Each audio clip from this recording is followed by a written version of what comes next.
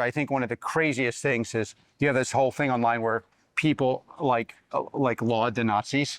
Like, I spend a lot of time talking to Nazis, like real Nazis. And, What? like, understand. I know that you talk to Nazis all the time, Alex Karp. Your coworkers. So he says that the reason that he talks to the real Nazis is because he wants to understand what makes them tick. And I don't believe that at all. And I don't think anyone believes that. Because if you want to know what makes a Nazi tick, just pull down his pants. And then you go, oh, your penis is disgusting. And then you're done. So the fact that Alex Karp spends a lot of his time talking to real Nazis because he wants to understand why they're Nazis, that is a massive it should be a massive red flag. And also just imagine yourself as an employee at Palantir and you're like in HR and you're sending an email, about like HR benefits, about employee benefits. And then Alex Karp walks by your desk and he's like, yeah, I talk to real Nazis all the time. What? I talk to Nazis all the time. Imagine the CEO of your company said that. Imagine the CEO of your company's like, I talk to Nazis like a lot. You're going to participate in the AI revolution. He's going to participate in the AI revolution. We're building it here. The person on the factory floor right now wonders, are we going to get rich and are they going to get poor? And is that that will not work for our society. Yeah. Correct. No. And that's what's Palantir's role in reindustrialization? And that's what's going to happen. He goes, the guy on the factory floor right now is wondering, we're building an AI revolution here at Palantir. And the guy on the factory floor, the everyman, the average American is wondering, are we all going to participate in this wealth creation? Or is it just going to be, we're going to get rich and everyone else is going to get poor? You know that. I know that. And the answer is, you're going to get rich and everyone else is going to get poor. Okay?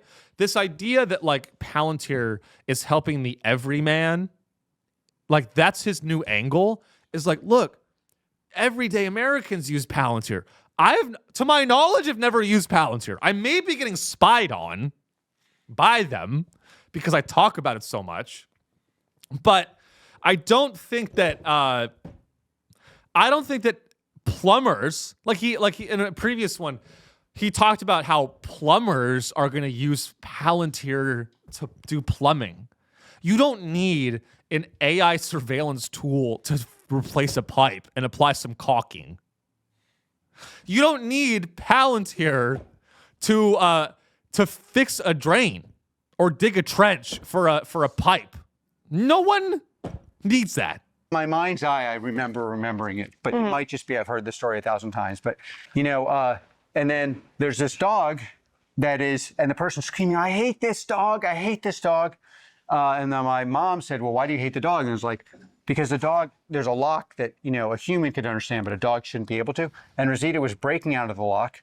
And then Rosita, that's not why the warden, it's basically a warden of death because they were going to put her to sleep the next day. And the warden's like, I can't wait till tomorrow. We're going to put, by the way, they became Rosita to sleep. And I was like, well, why do you hate the dog? And she's like, well, he's breaking out all the time. She's breaking out all the time. And Mom said, well, okay, that's one thing. And even worse than that, Rosita would go back and break open the other locks for other people. Yeah. And then my mom was like, that's our dog. And then Rosita played a tremendous role in our life. It was more like she's very, very high IQ. Like it was honestly more like a human, than a dog. And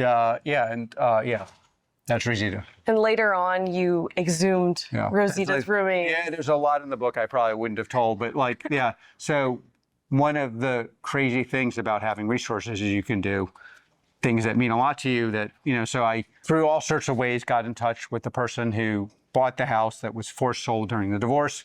And person was very generous and for lots of reasons agreed to have me exhume their whole yard. And then I took Rosita and now I'm, I have a burial site near my house. Okay, all right. Really sweet. Oh Rosita. My God. What the fuck? Oh my God, what the fuck? Oh my God, what the fuck? You sick fuck. You sick fucking man. If you kind of tuned out of that, he He had a childhood dog, buried the dog in his yard once Rosita passed away. As any normal person would do when their childhood dog passes, you bury them in the yard and you mourn the dog's passing. And here's where Alex Karp is a little bit different from other people. Alex Karp decides that he's going to go back to his childhood home and use his endless amounts of money and dig up his entire backyard and find his childhood dog's remains that were buried from his childhood, and then rebury his childhood dog in a plot closer to his house? What the fuck? That's fucking crazy. You are a sick fucking man, Alex Karp. I don't know if I've ever heard a more insane story than a guy who redigs. He exhumed his dead childhood dog and reburied the dog near him. Scary. Call the FBI. Somebody call someone. Somebody call fucking PETA. Can we get PETA on the line? You know what it is? It's the Silicon Valley thing, which is like, I want to live forever. It's like, I'm more powerful than death. He thinks that he's more powerful than death itself. He can't let things lie. He can't let sleeping dogs die, okay? That's a pun. That's some wordplay for you. That's how good I am. He can't let sleeping dogs die. He had to exhume his own dog's body and rebury his dog closer to his new home. And he's telling this as if it's like this heartwarming story that like helps connect as a like human to human connection. And what it actually does is it proves that he's a lizard. You know, most of the time, people like CEOs, salespeople, they'll try to share a personal anecdote. That's what's funny about it, is it's him trying to do a personal anecdote and connect with the viewer and the audience. I was like, hey, I'm a human too. Like, I had a dog. You know what I mean? And then you're like, oh, like maybe this guy's a human. He runs Palantir.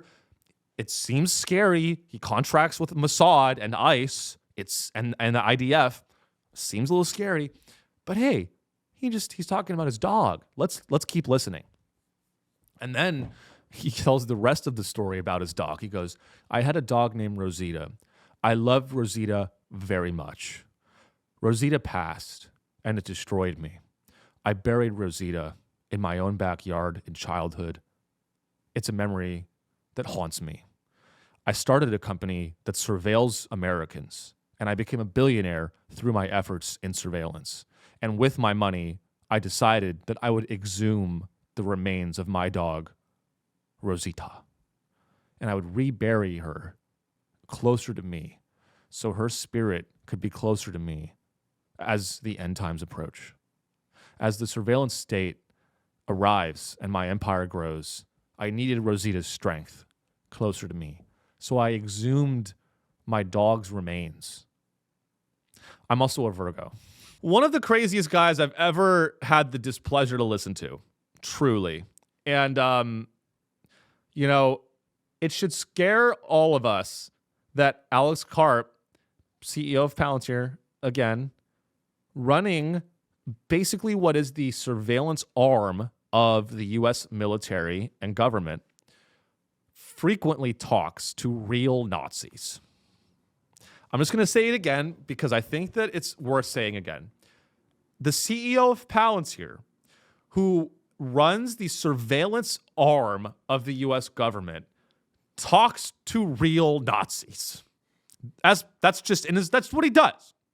He goes home after a long day of negotiating contracts with ICE and the IDF, and he's exhausted, and he sits down. It's 9 o'clock. It's been a long day. His kids want to play with him, and he's like, fuck off. And he opens up his phone, and he goes on stormfront.com and just engages in some civil discourse with some Nazis, with real Nazis. I don't know about you guys, but after a long day of podcasting and work and talking and after a long day of work, there's just nothing else I'd rather do than just sit down on my phone and engage in a dialogue with real Nazis.